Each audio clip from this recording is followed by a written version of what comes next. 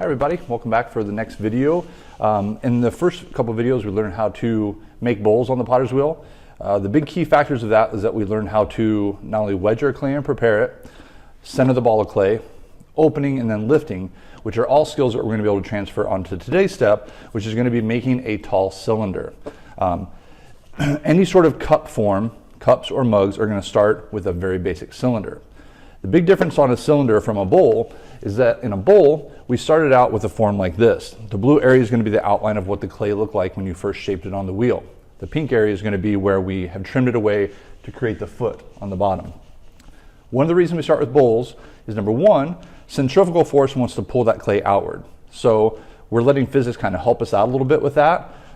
Today we're going to counteract that by having the clay stay straight up and down and not get wider. It's going to be a little bit tougher.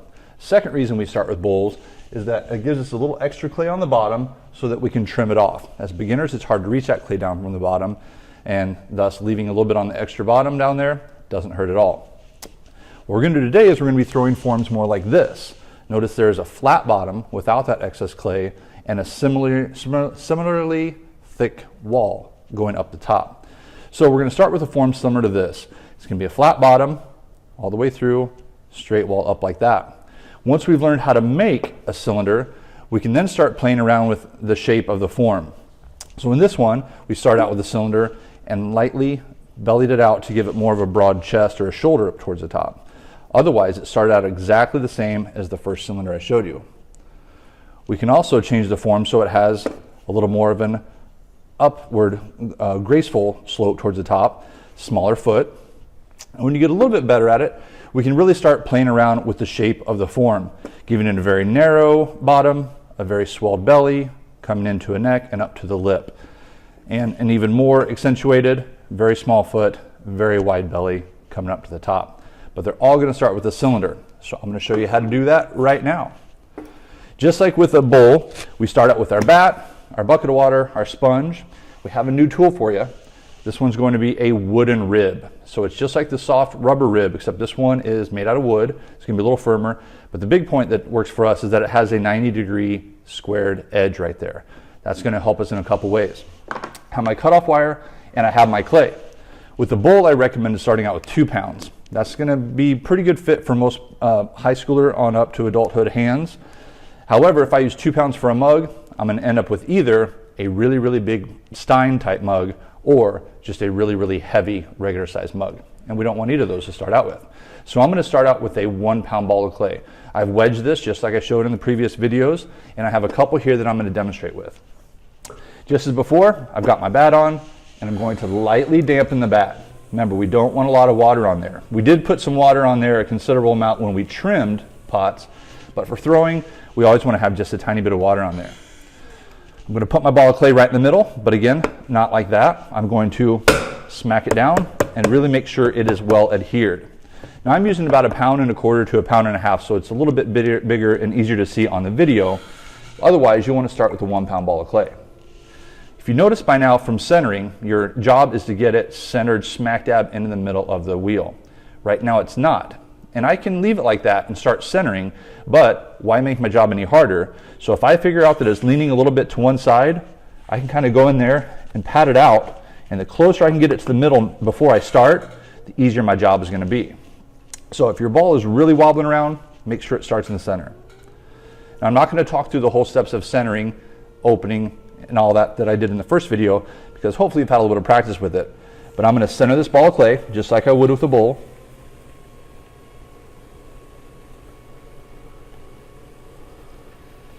Until it is no longer wobbling around. And as always, big step here, I'm going to sneak away. Very slowly sneak away from the clay. Can't let go fast. Now I'm going to open it up. If you remember from the bowls video, when I opened, I recommended putting your thumbs down until they are the height of your ring finger. Okay? Moving the thumb down to your ring finger and then moving up and out to your pointer finger. With this, it's going to be different. My thumb is going to go down just to my ring finger, but then I'm going to pull straight across. My thumbs are not going to come up in their natural arc. They're going to pull straight across, and as they do, I kind of have to point my thumbs. That's going to help secure that nice squared bottom edge down in there. I want to have a floor and a wall, as opposed to like a skate park with the bowls.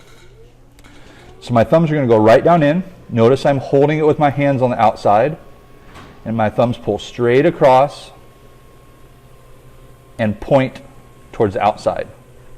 My finished pose when I open this up is with my thumbs pointing towards the outside.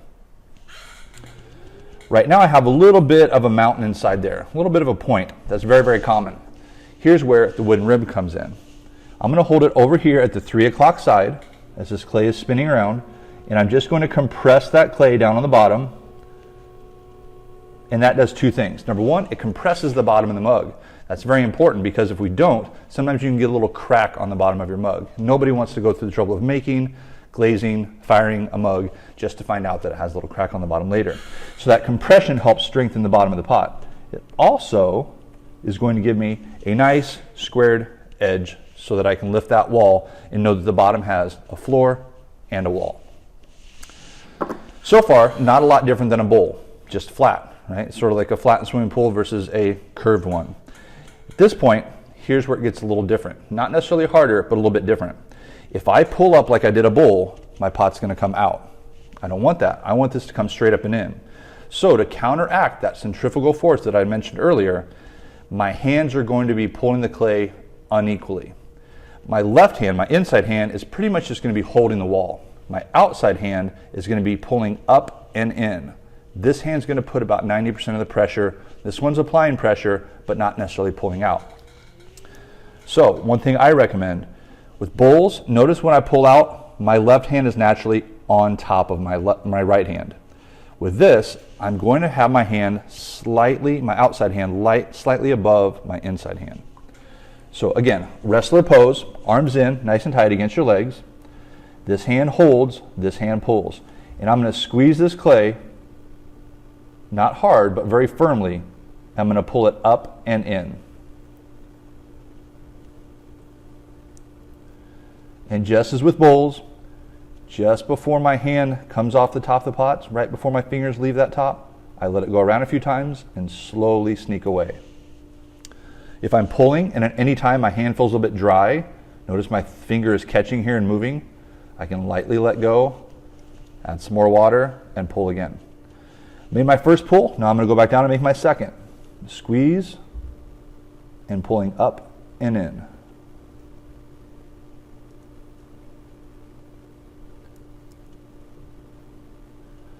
Notice I often rest my thumb, my right thumb, up on the top of the pot. That does a couple things. Number one, it kind of keeps the top from getting uneven. And number two, it steadies my hand as I'm lifting it. We also don't necessarily want the top of our mugs to be razor sharp. If they come up to a really, really sharp point, which a lot of beginners like to do, it's okay, but number one, it's very fragile. If I put this underneath the faucet, I could pretty easily chip it. Number two, with the glaze on there, depending on the glaze, it could get very, very sharp. So I like to pull up with my fingers and using my thumb to kind of compress that rim or the lip of the pot to make it a little sturdier. And with 2 pulls, I have all my clay moved up here. People often ask, how many pulls should it take? The correct answer is as many as it takes to get there. Right? I know some potters that pull it up in 2 pulls and are done. Any more, they consider it a waste of their time. I know other potters who pull it up 5, 10, 15 times until they get it just right. You can use the rib one more time. And what we can do with this is this works as my outside hand. I can simply put the tool on the outside, press the clay against it, and as I lift it up, notice all those finger marks go away. And now I have a nice, very smooth cylinder. And though you won't do this, what I'm going to do is I'm going to cut it open to show you what it ideally should look like.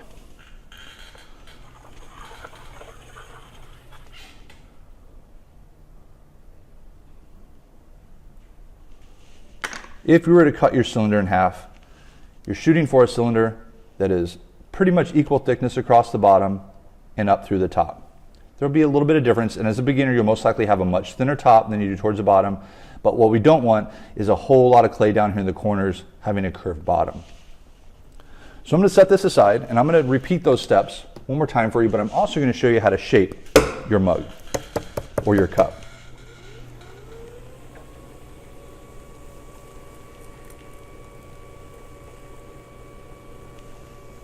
So got the ball of clay centered. And this is just like bowls. It's going to take some time. It's going to take some practice. You're going to make some mistakes. But one thing I absolutely believe in is that every little obstacle that you overcome on working on the wheel, and every new little trick that you learn on here, and every time that you figure out a way to do things better, you're bettering yourself. You're not just learning how to make better art, you're actually bettering your perseverance, your confidence, and your skill set. And those things transfer well outside of the potter's wheel to other areas of life. So don't get discouraged, stick with it. So I've centered my ball of clay, and again, going into the depth of my ring finger, pulling that clay out and pointing my thumbs to the outside.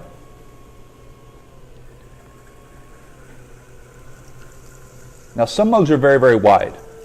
We've probably all seen the television show Friends where they have the big old latte mugs. And that's okay. And some mugs are very, very tall and skinny. That's fine too. As a beginner, what I usually recommend, the right width to open this up is just about the width that you could put a water bottle down inside of it. That's going to be a pretty standard size that's going to allow you to get your hand in there, then also to hold liquid and not actually be too small to use. So I can use my hand to smooth that bottom, or again, I can go back in and I can get my rib to smooth that up, and that establishes that wall. And lifting this, again, my outside hand pulls in. It's moving up and in.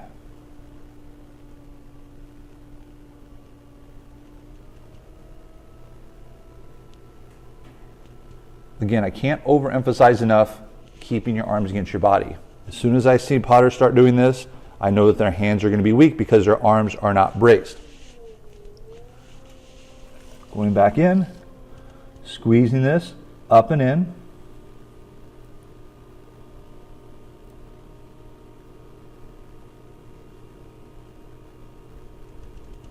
And you by no means have to use the rib on the outside to get rid of those lines on there.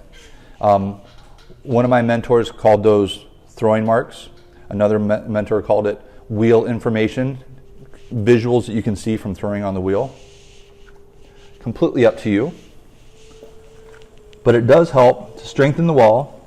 And if you're looking for a straight, smooth cylinder, it definitely is a great tool for that. I also use them on mine to widen and angle the lip.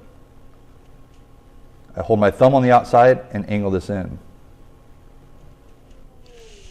Not only does that provide a little bit wider lip, but also it's going to create a downward slope, so when you're drinking from this, any extra liquid isn't probably going to dribble down your chin unless you have a big problem with that. So I've thrown a cylinder. Now it's time to shape it. If I want to give this any shape other than this form, what I'm going to do is I'm going to do a dance between my hands. Inside hand, outside hand.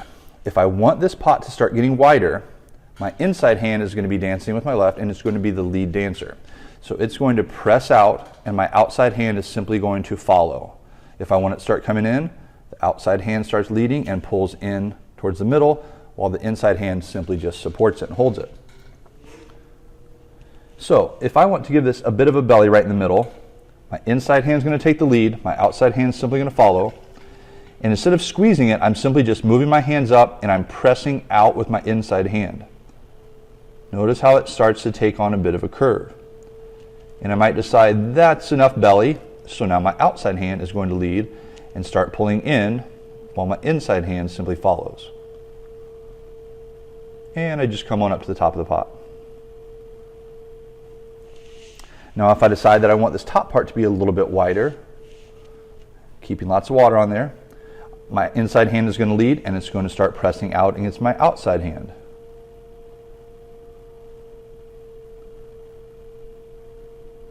And with very little change in the movement of my hands, I've completely changed the shape of that pot. If I want to reverse it, it's possible, but a big tip is that it's always easier to get our pots wider. It's harder to get them skinnier. If you want to get it skinnier, you're going to do a technique called collaring. You're going to put your hands around this, lightly squeeze, and bring your hands up and in. And that can reverse the process. And as any potter who's worked on the wheel very much will tell you, That works if you do a little bit. If you try and do it a lot, you start having problems, which we can talk about in a later video.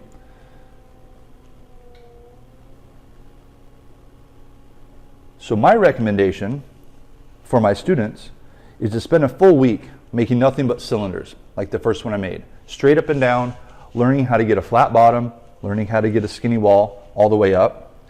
After a week, maybe 2 weeks of practice, depending on the student, because we all learn at different rates. At that point, start playing around with the shape and trying to come up with shapes that you enjoy. It's going to take you quite a while, sometimes even years, to figure out what form is really your form, what you absolutely love. So I recommend playing around with as many as possible in the meantime. Again, like our bowl, I'm going to cut away the bottom here. Smoothing it up with my finger. And I think I want that bottom to be a little bit skinnier, so I'm going to press in right down here. Yeah, I like that a little bit better. Widen out that belly a little more by pressing out. And now my outside hand leads again and presses in. And again, my thumb rests on the top, or I can use my rib, thumb on the outside.